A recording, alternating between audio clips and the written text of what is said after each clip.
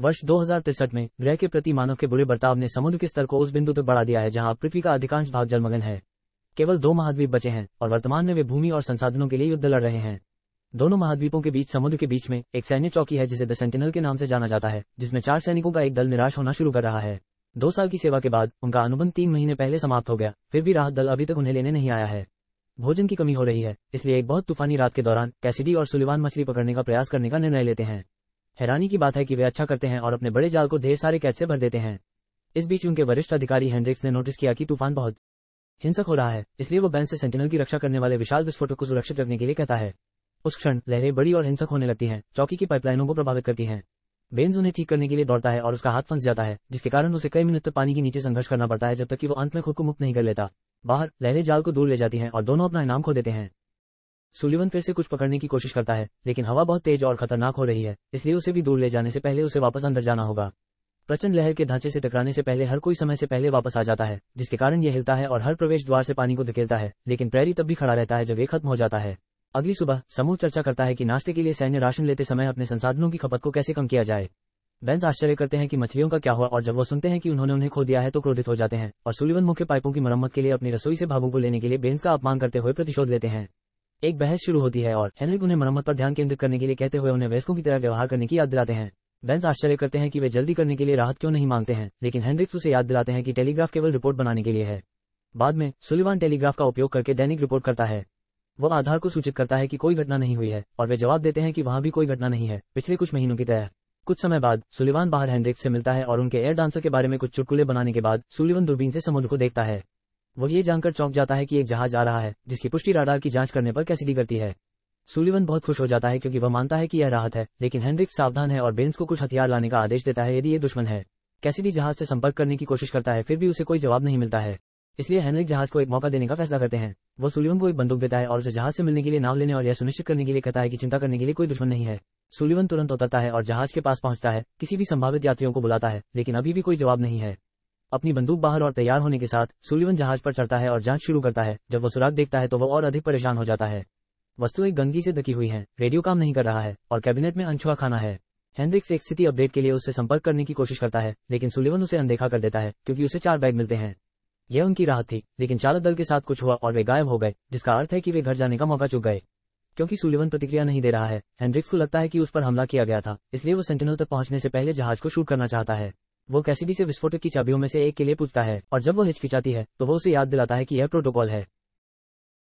अपनी कुंजी के साथ हेनरिक्स विस्फोटक को सक्रिय करना शुरू कर देता है और इससे पहले कि वो गोली मारता है, वो आखिरी बार सुलिवन से संपर्क करने की कोशिश करता है। शुक्र है कि सुलिवान इस बार जवाब देता है और हमला रद्द कर दिया जाता है। हालांकि जब कैसिडी ने अपनी चाबी वापस मांगी तो हेनरिक्स ने उसे सूचित किया कि वह निम्नलिखित आदेशों में उसकी हिचकिचाहट के लिए सजा के रूप में दोनों को रख रहा है। बाद में सुलिवन जहाज को सेंटिनल की ओर खींचकर ले जाता है, जबकि हेनरिक्स जहाज की जांच करने के लिए आगे बढ़ता है। सुलिवन कैसिडी के साथ फिर से जुड़ जाता है और वे उस डर की भरपाई करने के लिए कुछ पल बिताते हैं जिससे वे अभी गुजरे हैं। कुछ घंटे बाद में जब वे एक त्वरित आयोडीन स्नान करते हैं, बेंस ने टीम को उन सभी चीजों के बारे में सूचित किया जो उसने जहाज से बचाने के लिए की थी। उन्हें ये भी यकीन है कि यह राहत थी और इंजन ने महीनों में काम नहीं किया है।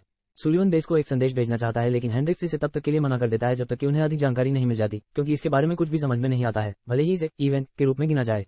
चालक दल हेनरिक्स के रवैये से थकने और सावधान होने लगा है, खासकर जब उन्होंने देखा कि उसके पास अब दोनों चाबियां हैं। स्नान के बाद हेनरिक्स जहाज के नेविगेशन इतिहास की जांच करता है और सभी निर्देशांक लिखता है, जिसे वो अपनी यात्रा का पालन करने के लिए मानचित्र पर लागू करने के लिए सेंटिनल में वापस ले जाता है। इस बीच कैसिडी और सुलिवन इस बारे में बात करते हैं कि दुनिया कैसी होनी चाहिए, क्योंकि उन्होंने इसे 2 साल में नहीं देखा है। सुलिवान मानते हैं कि उन्होंने हेनरिक्स की पीठ के पीछे एक संदेश भेजा था, इसलिए उनके पास कल जवाब होगा। अगली सुबह हेनरिक्स ने अपने 3 सैनिकों को संदिग्ध रूप से टेलीग्राफ के पास प्रतीक्षा करते हुए पाया और बेंस ने सच्चाई कबूल की। हेनरिक्स इसके लिए उन्हें डांटना चाहता है, लेकिन उसी क्षण मशीन को एक जवाब मिलता है। समूह तब तक उत्साहित हो जाता है जब तक वे यह नहीं पढ़ लेते कि यह क्या कहता है। ये ठीक वही संदेश है जो सुलिवन ने कल रात भेजा था। ये तब होता है जब वे अंत में महसूस करते हैं कि उन्होंने बहुत समय पहले आधार के साथ संपर्क खो दिया था और कंप्यूटर अभी कोई घटना नहीं संदेश भेज रहा है जो सुलिवन हर दिन भेजता है। जबकि हेनरिक्स मानचित्र पर निर्देशांक के साथ काम करना जारी रखता है, बेनेस मन में एक योजना के साथ जहाज में घुसना शुरू कर देता है। एक रात सुलिवन उसे वापस आते हुए पकड़ लेता है, लेकिन बेंस ने खुद को समझाने से इनकार कर दिया। दोनों एक साथ शराब पीते हैं और बेंस परिवार के बारे में कुछ कहानियां साझा करते हैं जो घर पर उनका इंतजार कर रहे हैं, अगर घर अभी भी आसपास है। अचानक बेंस ने कबूल किया कि उसे लगता है कि वो जहाज को ठीक कर सकता है। बचने की आशा से उत्साहित सुलिवान कैसिडी को समाचार देने के लिए दौड़ता है और महाद्वीप पर छोड़े गए कुछ सुरक्षित कस्बों में से एक में एक साथ रहने के लिए उसे अपने साथ जाने के लिए कहता है, लेकिन कैसिडी हिचकिचाती है और वो जो सुनती है उस पर विश्वास नहीं करती है। अगले दिन सुलिवान इंजन को ठीक करने में मदद करने के लिए बेंस के साथ जहाज में घुस जाता है और वे मिलकर काम पूरा करते हैं। जैसे ही वे बाहर आते हैं, वे हेनरिक्स को अपना इंतजार करते हुए पाते हैं और वह उन्हें आदेश देता है कि वे जहाज को नीचे उतारें ताकि सेंटिनल को ठीक करने के लिए इसके पुर्जों का उपयोग किया जा सके। वह उन्हें जाने की अनुमति नहीं देगा क्योंकि वह दावा करता है कि यहाँ रहना उनका कर्तव्य है, भले ही उनका अनुबंध समाप्त हो गया हो। सुलिवन यहाँ मरने से इनकार करती है, जैसा कि अतीत में दूसरों के साथ हुआ था, और बेंस सहमत है, लेकिन जब कैसिडी उनके साथ जुड़ती है तो वो उनके लिए समर्थन नहीं दिखाती है। उनके तर्कों की परवाह न करते हुए हेनरिक्स टीम को मरम्मत का काम करने के लिए भेजता है। अगर वे नहीं मानते हैं तो उन्हें अपनी बंदूक से धमकी देते हैं। लड़के गुस्से में हैं और डरते हैं। हेनरिक्स हाल ही में बहुत खुश हो गया है, इसलिए कैसिडी आगे उससे बात करने के लिए आगे आती है। कैसिडी हेनरिक्स को बताती है कि वह समझती है कि वो अपने आखिरी दस्ते को खोने के बाद महसूस करता है, लेकिन दूर जाना मरने के बराबर नहीं है, अगर कुछ भी मुक्ति है। इस बीच सुलिवान और बेंस आश्चर्य करने लगे हैं कि क्या उन्हें अपने मालिक से लड़ना होगा ताकि वे जो चाहते हैं उसे प्राप्त कर सकें।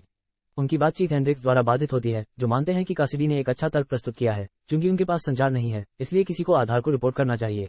2 लोगों को रहने के लिए मिलता है और 2 अन्य को जाना चाहिए। हेनरिक्स जाहिर तौर पर रह रहे हैं और कैसिडी ने स्वेच्छा से यहाँ रहने के लिए भी कहा है। बेंस इस विकास से खुश है, लेकिन सुलिवन का दिल टूट गया है।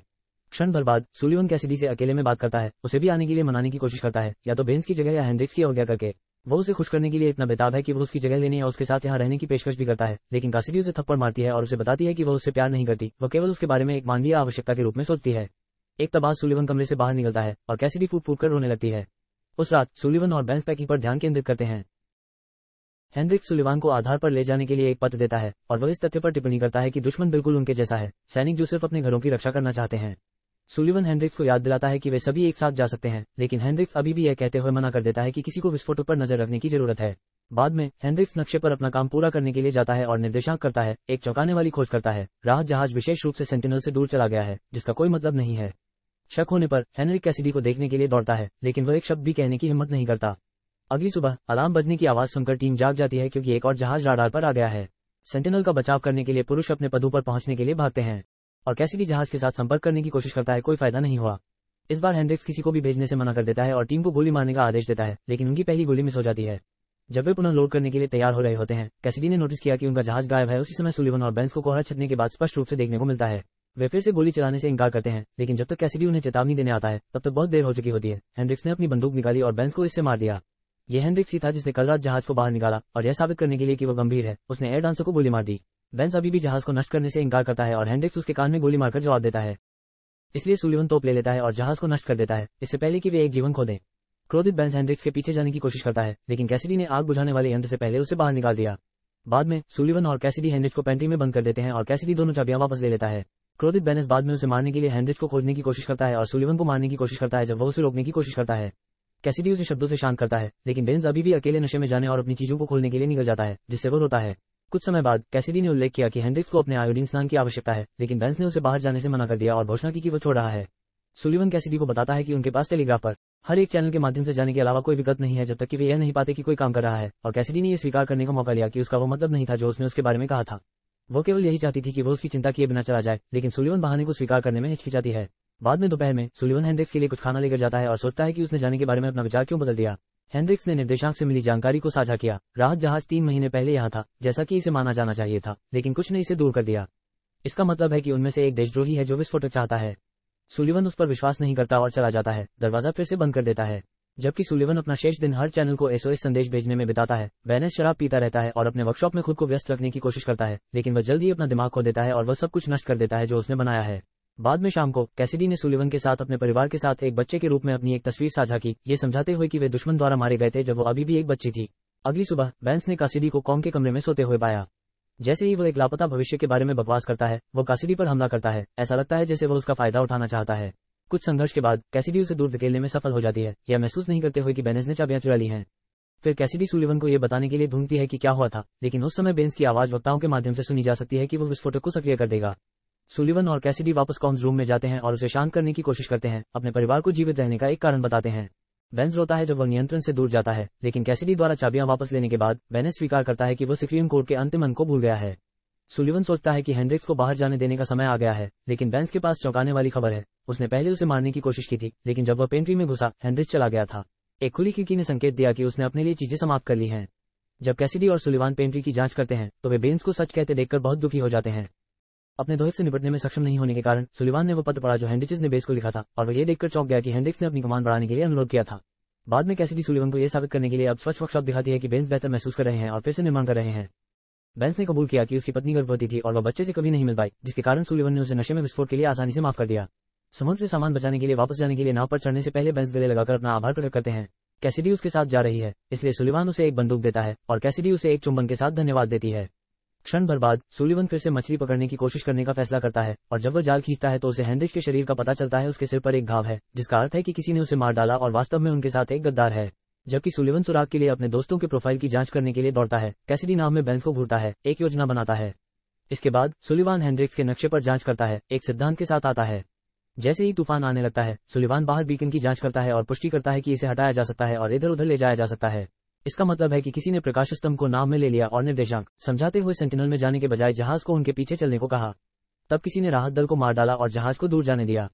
कुछ घंटों बाद केवल कैसिडी छोटी यात्रा से ये कहते हुए वापस आती है कि बेंस गलती से गिर गए और कुछ प्लास्टिक लेने की कोशिश करते हुए मर गए। सुलिवान तुरंत अनुमान लगा लेता है कि उसने उसे मार डाला है और वह हमेशा से गद्दार थी, हालांकि वह अभी तक कुछ भी कहने से डरता है। अगली सुबह कैसिडी बिस्तर से अकेली उठती है। सुलिवान केवल वॉकी टॉकी के माध्यम से उससे बात करता है, ये समझाते हुए कि वह जानता है कि उसने सभी को मार डाला है और वह दुश्मन के लिए जासूसी कर रही है, लेकिन वह उसे विस्फोटित नहीं होने देगा।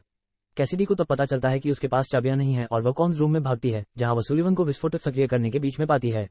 चूंकि उनका कोई भविष्य नहीं है, इसलिए उन्हें सेंटिनल को उड़ा देने में कोई आपत्ति नहीं है, जबकि वे अभी भी अंदर हैं।